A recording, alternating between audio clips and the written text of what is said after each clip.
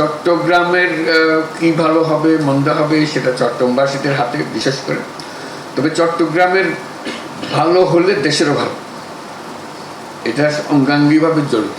চট্টগ্রামের যে অবস্থান সারা বাংলাদেশের অর্থনীতি এবং সমাজের সব দিকের বিষয়ে, এর ফলে চট্টগ্রামের কোনো ভালো হলে সেটা দেশের মঙ্গল হবে। বিশেষ করে আমাদের যত আন্তর্জাতিক সম্পর্ক, বন্দর, যে জিনিসপত্র আনা নেওয়া চট্টগ্রাম বন্দর দিয়ে হবে, এবং চট্টগ্রাম বন্দরের যত উন্নতি হবে দেশেরও তত উন্নতি হবে। আমি একটু আগে বলে আসছিলাম এক জায়গাতে যে চট্টগ্রাম বন্দর হলো বাংলাদেশের অর্থনীতির হৃৎপিণ্ড।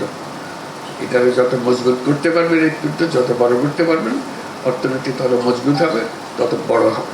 কাজে এটাকে অবজ্ঞা করে, এটাকে অবহেলা করে, এটাকে ফেলে রেখে বাংলাদেশ অগ্রসর হতে পারবে না।